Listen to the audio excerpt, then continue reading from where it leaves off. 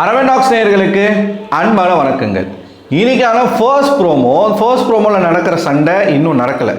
அந்த சண்டைக்கு முன்னாடி ஒரு சம்பவம் நடந்துச்சு. அதுதான் அந்த சண்டைக்கு முக்கியமான காரணம். என்ன அப்படின்னு பார்த்தீங்கன்னா, இந்த modern cinema team retro cinema டீமில் இருந்து நேற்று மாடர்ன் சினிமா டீமில் இருக்கக்கூடிய அந்த நகையை பறித்து மேலே தூக்கி போட்டாங்க. இன்னே வரைக்கும் அது எங்கே இருக்குன்னு யாருக்கும் தெரியலை. ஆனால் ரெண்டாவது ப்ரோமோவை பார்க்கும் பொழுது எங்கே போட்டிருக்காங்கன்றது தெரிஞ்சிருச்சு போல இருக்கு. அதனால் ஸ்கெட்சு போட்டு ஒன்று தூக்குறானுங்க. ஆனால் எந்த அளவுக்கு முட்டா பசங்களாக இருந்தால் அவனுங்க முழிச்சிட்டு பார்த்துட்டு அங்கே இருக்கும் பொழுதே, அதாவது இந்த மக்ருதீன் ஏன் சொல்கிறாங்கன்ட்டு அடுத்த ப்ரோமோ வீடியோவில் நான் சொல்கிறேன். இவ்வளவு கோமாளியாக நீ இருப்பேன்னு நான், அதாவது பார்வதி கிட்ட போகும்போது தண்ணிலே மறக்கிறாரு கமருதீன். 6 அறிவு அப்படிங்கிறது வேலை செய்யலை அப்படிங்கிறது கிளியராக தெரியுது. அந்த அளவுக்கு மக்கா இருக்கிற. சரி, முதல்ல இந்த ஒன்றாவது ப்ரோமோ இன்சிடென்ட் இன்னும் நடக்கலை. அதுக்கு முன்னாடி பிக் பாஸ் வந்து நேற்றே சொல்லியிருந்தார், ஒருத்தனும் நீங்கள் கேரக்டரில் இருக்க மாட்டீங்க, கழுவி ஊற்றியிருந்தார். பிக் பாஸ் பரிதாபங்கள்னு நான் ஒரு வீடியோவே போட போகிறேன். ஏன்னா அந்த அளவுக்கு மனுஷன் இந்த சீசனில் புண்பட்டுருக்கா. அப்படி எந்த அளவுக்கு புண்பட்டுருக்காரு அப்படின்னா, போஸ்டெல்லாம் போட ஆரம்பிச்சிருக்கிறார். அவர் என்ன ஏதுன்றதை நம்ம பார்ப்போம். அவர் நேற்று சொன்னது தான். நேற்று வந்து ஒரு வார்த்தை சொல்லியிருந்தாப்புல, இந்த டாஸ்க் நல்லா நடக்கலை அப்படின்னா நான் ஒரு பஸர் அடிப்பேன். அந்த பஸர் அடிக்கும்போது நான் எந்த டீமில் சொல்கிறேனோ அந்த டீமில் இருந்து ஒருத்தர் வந்து அங்கே இருக்கக்கூடிய கண்டஸ்டன்ஸ் மூலமாக தேர்வு செய்யப்பட்டு அவங்க வெளியேறணும், டாஸ்க்கை விட்டு வெளியேறணும் அப்படின்னு சொல்லியிருப்பார். அதே மாதிரி காலையில் இருந்து இவங்க வந்து ஒரு ட்ரெஸ்ஸு பிரச்சனையை வச்சு பேசிக்கிட்டே இருந்தாங்க. ரம்யா வீட்டு தலை நம்ம விக்ரம் வந்து அவங்களுடைய அட்வைசர். விக்ரம் கிட்ட ரம்யா ஒரு வேலையை கொடுத்துருந்தாங்க. அதாவது ஏதோ பக்கெட்டில் ஏதோ துணியெல்லாம் ஊற வச்சுருந்தாங்களாமா. அதை எடுத்துகிட்டு வந்து நடு வீட்டில் வைங்கன்னு ரம்யா சொல்லிட்டாங்க. அவரும் எடுத்துகிட்டு வந்து வெஸ்டாப்பில் பார்த்தா அது வியானாவுடைய ட்ரெஸ் தான். அந்த ஒரு பிரச்சனையை வச்சு பேசிக்கிட்டு இவனுங்க கேரக்டரில் எதுவுமே பண்ணலை. நேற்று நைட்டு என்னென்னமோ பிளான் பண்ணாங்க அந்த நகையை தூக்குறதுக்கு. எல்லாரும் தூங்கிட்டானுங்க, இன்க்ளூடிங் நம்ம பார்வதி, அதுக்கப்புறமா கமருதீன், காமு மாமா, இந்த காஜு கப்புள்ஸும் வந்து என்ன பண்ணிட்டாங்க, தூங்கிட்டாங்க. எல்லாரும் தூங்கிட்டாங்க. என்னமோ அதான் நான் நேற்றே சொன்னேன், இந்த சிதம்பரம் ரகசியம் மாதிரி, இந்த மிஷன் இம்பாசிபிள் மாதிரிலாம் உட்காந்து பிளான் போட்டாங்க. எல்லாரும் போகிறோம், பெட்ஷீட்டை போத்துறோம், ஒவ்வொருத்தரை பிடிக்கிறோம், அப்படியே நகையை தூக்குறோம், ஓடிடுறோம். மின்னல் கேப்பில் அந்த பெட்ஷீட்டை அவன் விளக்குறதுக்குள்ளே ஓடி போய் நகையை ஒழிச்சு வச்சிடுறோம். இப்படிலாம் பேசிட்டு கொரட்டை விட்டு தூங்கிட்டு இருக்காங்க. இது பிக் பாஸ் பார்த்தாப்புல, இதுக்கப்புறம் நம்ம விட்டோம்னா வேலைக்கு ஆகாது இவனுங்க, என்ன இன்னும் அந்த ட்ரெஸ்ஸு பிரச்சனை வச்சு பேசிக்கிட்டு இருக்காங்க. பஸர் அடிச்சு விட்டாப்புல. பஸர் அடிச்சு விட்டு மெயினாக இந்த மாடர்ன் சினிமா டீம், ஏன்னா அவங்க தான் எதுவுமே பண்ணலை. இவங்களாச்சும் டாஸ்கில் வின் பண்ணியிருக்காங்க, நகையை திருடி இருக்காங்க, எல்லா விதமான பர்ஃபார்மன்ஸும் ரெட்ரோ சினிமா சைட்லேருந்து பண்ணியிருக்கிறாங்க. இவனுங்க ஒரு ஆணியம் பிடுங்கலையா? இந்த டீம்ல இருந்து ஒருத்தரை சூஸ் பண்ணி அவரை வெளியேற்றுங்க, கேமை விட்டு வெளியேற்றுங்க அப்படின்னு சொன்னோடனே அதுக்கு முன்னாடியே பேசி வச்சிட்டாங்க. இவங்கெல்லாம் யார்?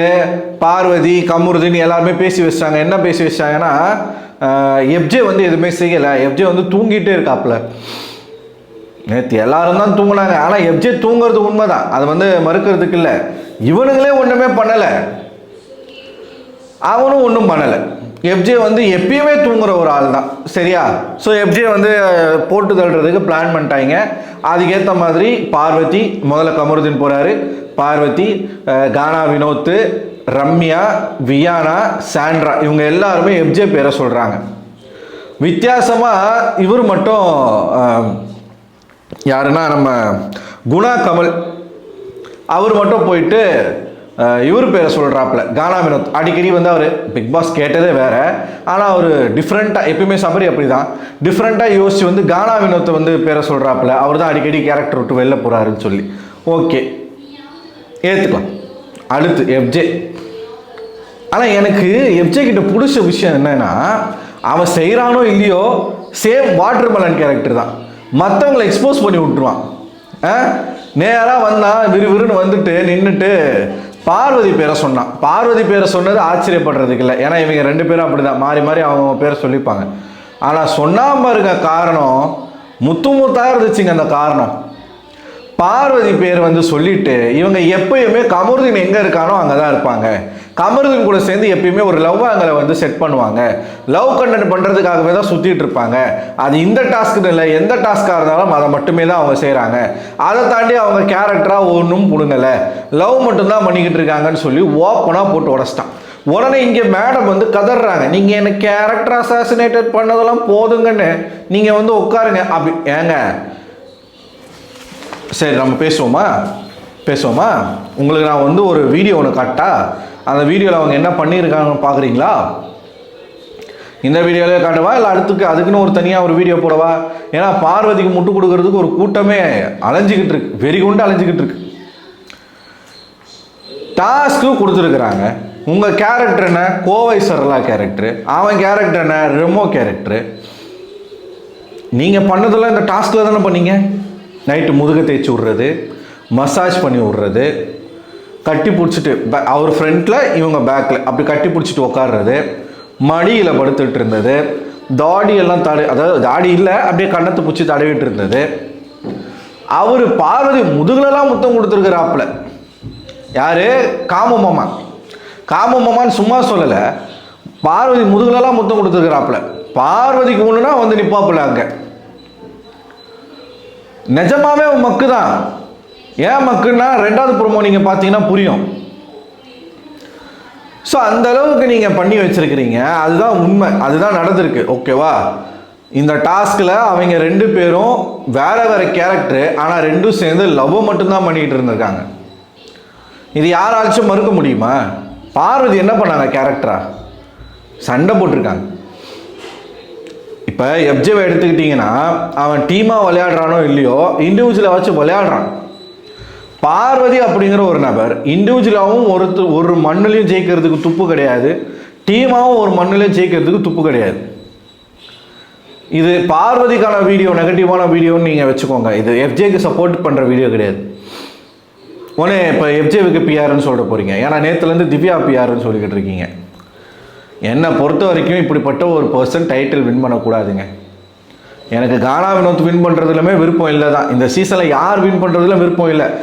ஆனால் அதுலேயும் இவங்க முக்கியமாக வின் பண்ணிடக்கூடாது. அதுக்காக நான் வந்து பேசுவேன். பார்க்குறீங்களோ பார்க்கலையோ, வியூஸ் போதோ இல்லையோ, சப்ஸ்கிரைப் பண்ணுறீங்களோ இல்லையோ, நான் பேசுவேன். எப்படா இந்த சீசன் முடியும் தான் நானும் காத்துக்கிட்டு இருக்கேன். ஏன்னா இனிமேல் பிக் பாஸ் பண்ணுற மாதிரி ஐடியாவில் இல்லை. போதும். இனிமேல் பிக் பாஸ் ரிவ்யூ பண்ணுற ஐடியாவில் இல்லை, பிக் பாஸுக்கு போகிற ஐடியாவில் நம்ம இருக்கிறோம். இந்த மாதிரியான நாட்கள் போகும்போது நம்ம போகக்கூடாதா? நமக்கு என்ன, எந்த விதத்துலையும் நம்ம குறைஞ்சவங்க கிடையாது. என்ன, நான் ஒரு ஆர்டிஸ்ட்டு கிடையாது, அவ்வளவுதான்.